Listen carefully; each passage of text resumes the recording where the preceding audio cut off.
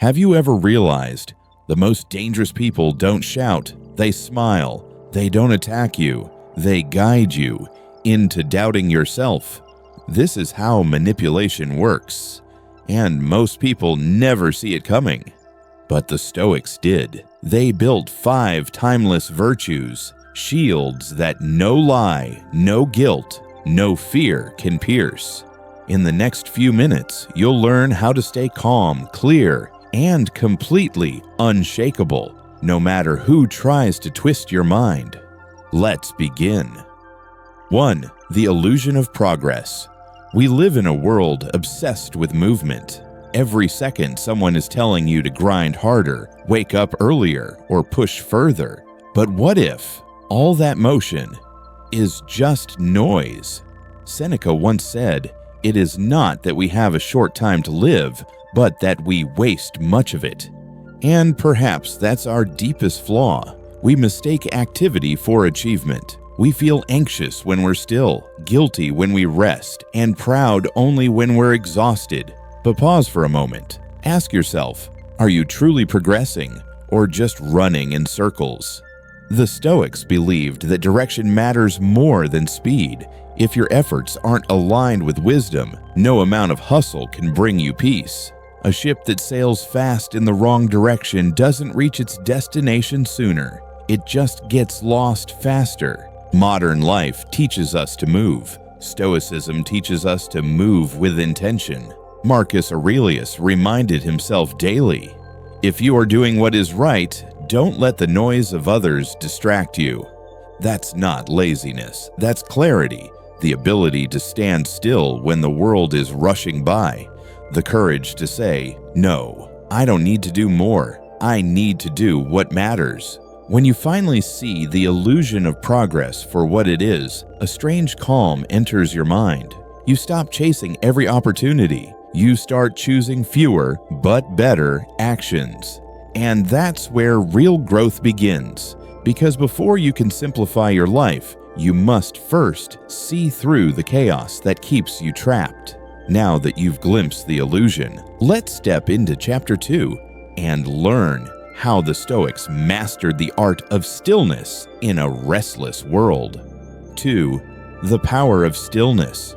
When the world shouts, the Stoic listens in silence, not because he's weak, but because silence reveals what noise hides. We often think of stillness as doing nothing, but true stillness is not the absence of motion, it's the mastery of it.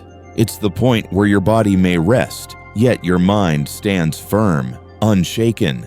Epictetus taught, "It's not what happens to you, but how you respond that matters."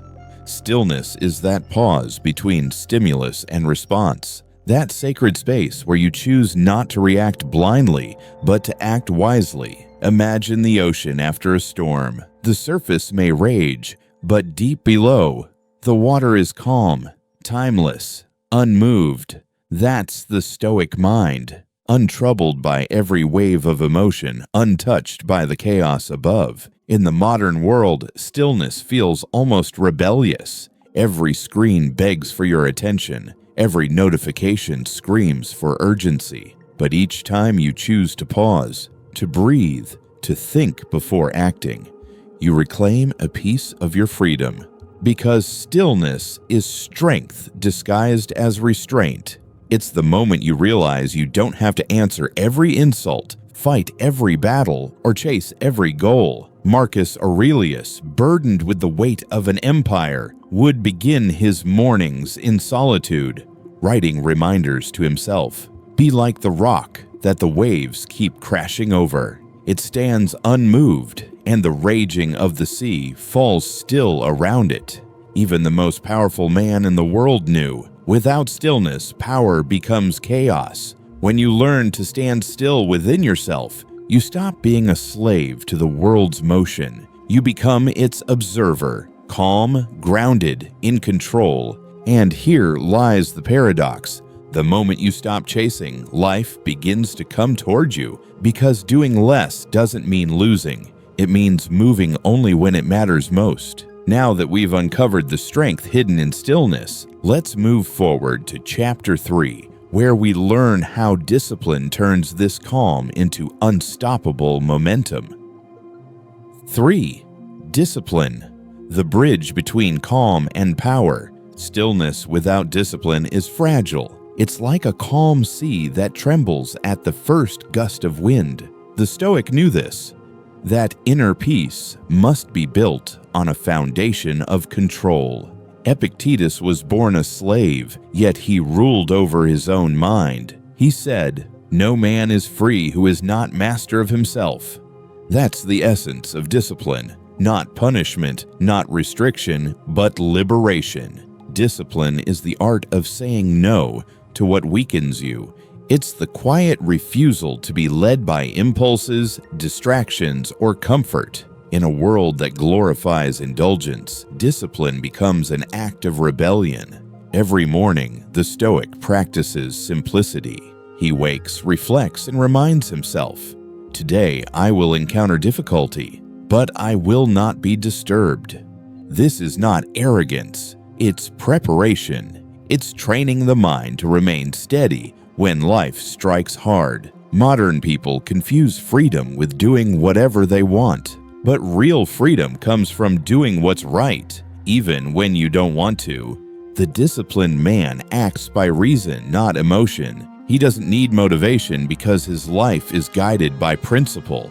Think of discipline as a sword forged in stillness. Each moment of restraint, each act of focus, is a strike of the hammer shaping your strength, until one day your will becomes unbreakable. Marcus Aurelius ruled armies and empires, but his greatest victory was over his own mind. He wrote, "You have power over your mind, not outside events. Realize this and you will find strength."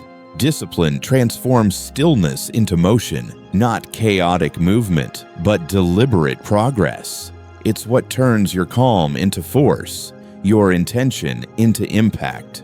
And once discipline becomes part of your nature, you no longer chase success. You embody it, because the Stoic doesn't wait for the right conditions.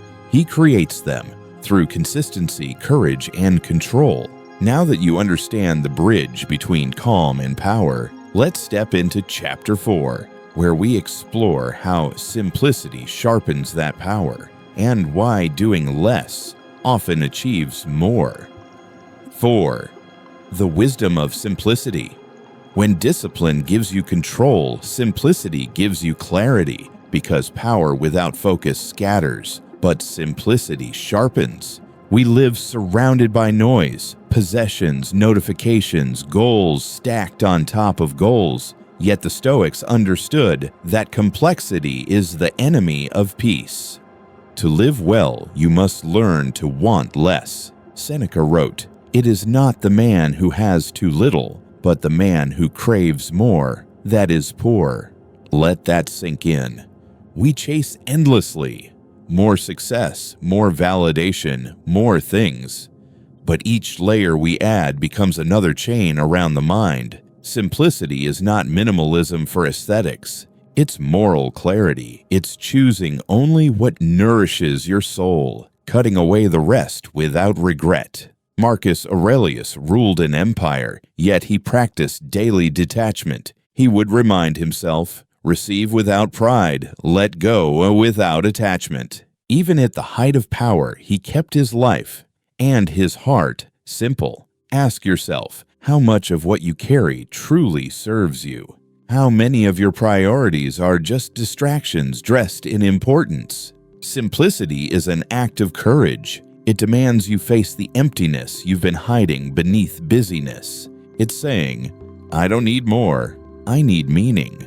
The Stoic clears his inner space like a warrior sharpens his blade, removing rust, polishing clarity, preparing for what truly matters. In that process, he becomes light, efficient, unstoppable. Because when your life is simple, your energy has direction. You move with purpose, not panic. You think less about how to do everything, and more about why you're doing anything at all. And when you master simplicity, life begins to open. Peace no longer hides in the distance. It becomes your default state. Now that you've embraced simplicity, it's time to explore its reflection, gratitude. In Chapter 5, we'll uncover how gratitude turns every moment, even pain, into power. 5. The gratitude of a Stoic. When life gives you little, most people complain, but the Stoic gives thanks, not because he enjoys suffering, but because he understands its purpose. Gratitude is not a reaction, it's a decision, a disciplined choice to see meaning instead of misery. Seneca once said, "A wise man is content with what he has, no matter how little." To modern ears, that sounds naive, almost passive. But look deeper. Gratitude isn't about pretending everything is fine. It's about seeing clearly that everything you have is enough to begin. When you wake up and the sun touches your face, that's wealth. When you have a friend who speaks truth, that's fortune. When your body can move, your mind can think, your spirit can choose, that's freedom. The Stoic doesn't wait for perfect conditions to be grateful. He sees gratitude as armor, protecting his peace against chaos. Even pain becomes a teacher. Even loss becomes a lesson. Epictetus lived as a slave, yet he thanked the gods for his trials, because every hardship revealed what could not be taken: his mind, his virtue, his freedom. That's the power of gratitude. It transforms what happens to you into something that happens for you. Think of your own life. How many moments have you cursed, only to realize later they made you wiser? The failed plan that redirected you, the betrayal that freed you, the silence that taught you to listen. Gratitude turns those wounds into wisdom. But gratitude is not passive acceptance. It's active strength. When you say thank you to the storm, you remind yourself, I am still standing. That's Stoic power, calm in adversity, composed in uncertainty. Marcus Aurelius began each day reminding himself of what could go wrong, and then thanking life for giving him the chance to face it. That's not pessimism, that's preparation wrapped in gratitude. So tonight, before you sleep, don't count what's missing, count what remains. Your breath, your will, your chance to begin again. Because the Stoic knows life owes him nothing, and in that freedom from expectation, he becomes unbreakable. Gratitude is the highest form of strength. It transforms ordinary days into sacred moments. It turns chaos into clarity and fear into focus. And once you master gratitude, you no longer chase peace. You become it. So as we move into the final chapter, the closing reflection, we'll bring everything together: discipline, courage, simplicity, gratitude, and the unshakable calm that only Stoic living can create. Outro. The Stoic way forward. You've walked through the lessons. Discipline, courage, simplicity, gratitude, each one a pillar. Together, they form the foundation of an unshakable life. But remember, Stoicism isn't theory. It's practice. It's not about reading ancient words. It's about living them in a modern storm. When the world provokes you, breathe. When lies surround you, stay still.